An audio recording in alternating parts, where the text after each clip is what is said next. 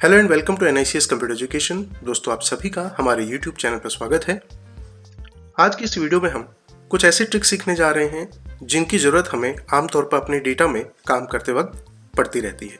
तो जैसा कि हम लोग अगर किसी कंटेंट को डिलीट करना चाहते हैं तो हम इस तरीके से सिलेक्शन करके कीबोर्ड में डिलीट की मदद से इसे डिलीट करते हैं, लेकिन आप अगर इसे चाहें तो सिर्फ माउस की मदद से भी डिलीट कर सकते हैं। तो जैसा कि आप यहाँ पे देख पा रहे हैं कि हमने एक डेटा को सिलेक्ट किया हुआ है और आपने इस पॉइंट पे चले जाना है जिसकी मदद से हम ड्रैग भी कर सकते हैं।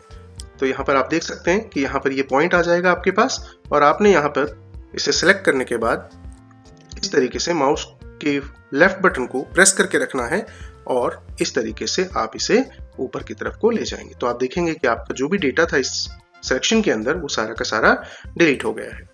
अंडू की मदद से हम इसे वापस ले आते हैं और दूसरा जो तरीका आपके पास यहाँ पे दिया गया है वो है आपके पास इस होम मेन्यू के अंदर आप इस क्लियर ऑप्शन पे चले जाएंगे और इस पॉइंट पर क्लिक करने के बाद आप देखेंगे कि यहाँ पर आपके पास एक ऑप्शन दिया गया है क्लियर कंटेंट का। तो जैसे ही आप यहाँ पे क्लिक करेंगे तो आप देखेंगे कि आपका डेटा यहाँ से रिमूव हो गया है। दोस्तों, इसी तरीके से अगर आप इस फॉर्मेट को डिलीट करना चाहें, जैसा कि आप देख सकते हैं कि यहाँ पर हमने पीछे बैकग्राउंड में एक येलो कलर लिया है और अगर आप इसे डिलीट करना चाहते हैं तो आप यहाँ पर जाकर इसे डिलीट कर सकते हैं। लेकिन जैसे ही आप कंटेंट पर क्लिक करते हैं तो आप देखेंगे कि आपका डेटा तो डिलीट हो गया, लेकिन यहाँ पर जो बैकग्राउंड है वो यहाँ पर रिमूव नहीं हुआ है। तो उसे भी डिलीट करने के लिए आप अगेन क्लियर पर चले जाएंगे और यहाँ पर आपके पास एक ऑप्शन आता है क्लियर फॉर्मेट्स का। तो जैसे ही आप यहाँ पर क्लिक करेंगे तो आप देखेंगे कि आपका जो बैकग्राउंड में कलर था वो भी यहाँ पर रिमूव हो गया है। इसी तरीके से अगर आप अपने डेटा को एक जगह से मूव करके दूसरी जगह रखना चाहते हैं तो हम लोग ज्यादातर यहाँ पर कट और पेस्ट का यूज करते हैं, बट यहाँ पर आपने इस तरीके से सिलेक्शन कर लेना है और आप इन लाइंस पे जो भी सिलेक्शन की लाइंस है वहां पर जब आप जाएंगे तो आप देखेंगे कि आपके पास यहाँ पर एक एरो का साइन आ रहा है। इसी तरीके से यहाँ पे भी आप जाएंगे तो इस तरीके से एरो का साइन आ जाएगा। आप यहाँ से इसे पिक करके डायरेक्ट पूरे डेटा को एक जगह से दूसरी जगह मूव कर सकते हैं। अगेन हम इसे अंडू कर लेते हैं। इसी तरीके से दोस्तों, अगर हम यहाँ पर कोई एक नई हेडिंग क्रिएट करके कुछ नेम लेना चाहते हैं, जैसे कि हमने यहाँ पर एक हेडिंग ले ली नेम और यहाँ पर हम कुछ नाम ले रहे हैं,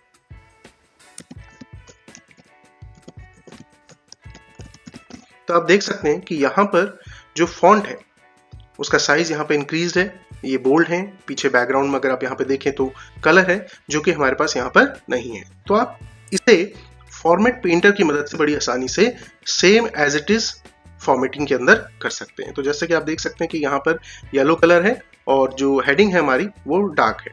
तो आपने जस्ट यहाँ पर क्लिक करना है और फॉर्मेट पेंट पर क्लिक करने के बाद आप यहाँ पर जस्ट क्लिक कर देंगे तो आप देखेंगे कि उसके बैकग्राउंड में भी कलर आ गया है और नेम जो है, जो हमने हेडिंग लिखी है वो भी यहाँ पर डार्क हो गई है। इसी तरीके से जो बाकी हमारे पास यहाँ पे नाम लिखे हैं उनका साइज अभी भी छोटा है। तो आपने यहाँ पर किसी भी एक सेल पे जैसा आप उसे करना चाहें क्लिक कर देना है।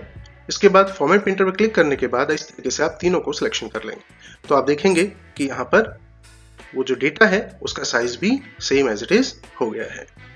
इसी तरीके से जैसा कि हमारे पास यहाँ डेटा में एक एवरेज सेल की हेडिंग है और यहाँ पर हमने सबकी एवरेज निकाली हुई है, जिसके अंदर ये फंक्शन आप देख सकते हैं कि ये लगा हुआ है। अगर आप इस डेटा को कॉपी करके दूसरी जगह पर ले जाना चाहें तो हमने इस तरीके से सिलेक्शन कर लेना है और क्योंकि हमें इसकी कॉपी चाहिए तो आपने यहाँ पर कॉपी पर क्लिक करने के बाद अगर आप इसे किसी दूसरी जगह पर पेस्ट करते हैं तो आप देखेंगे कि यहाँ पर हेडिंग तो आपके पास सेम टू सेम आ गई, लेकिन जो डेटा है वो आपके पास यहाँ पर शो नहीं हो रहा है क्योंकि इस डेटा के अंदर फंक्शन यूज किया हुआ है। तो इस कंडीशन में आप क्या करेंगे, अगर आपको same as it is data यहाँ पर भी चाहिए तो उस केस में आपने यहाँ से सिलेक्शन करना है और इसे कॉपी करना है। उसके बाद जहां पर भी आप इसे ले जाना चाहें या पेस्ट करना चाहें वहां पर आपने पेस्ट के नीचे जो ये आपके पास पॉइंट आ रहा है यहाँ पर क्लिक करना है और यहाँ पर आपके पास एक ऑप्शन आता है पेस्ट स्पेशल। तो यहाँ पर आपके पास पेस्ट स्पेशल के अंदर बहुत सारे ऑप्शंस आ जाते हैं। इसके अंदर आपने यहाँ पर वैल्यू को सिलेक्ट कर लेना है और ओके कर देना है। तो जैसा कि आप देख सकते हैं कि हमारे पास यहाँ पर ये डेटा शो होने लगा है। इसी में जो नेक्स्ट ट्रिक है हमारे पास वो है आपके पास यहाँ पर आप देख रहे हैं कि हमारे पास शीट 1 और शीट 2 है। अगर हम कभी भी कोई डेटा बनाते हैं तो यहाँ पर अमूमन शीट 1, शीट 2 और शीट 3 इस तरीके से अलग अलग शीट्स बन के आती हैं। अगर आप अपने इस शीट के नाम को चेंज करना चाहें ताकि आप यहाँ पर आसानी से चेक कर सकें कि आपका इस शीट के अंदर कौन सा डाटा है, तो यहाँ पर आपने माउस का राइट क्लिक करना है और यहाँ पर आपके पास एक रीनेम का ऑप्शन आ जाता है। तो आपने जस्ट यहाँ पर क्लिक कर देना है और यहाँ पर जो भी डेटा आपके पास यहाँ पर बना हुआ है उसके अकॉर्डिंग आप अपनी शीट का नाम यहाँ पर रख सकते हैं। तो हम यहाँ पर अपनी शीट का नाम सेल्स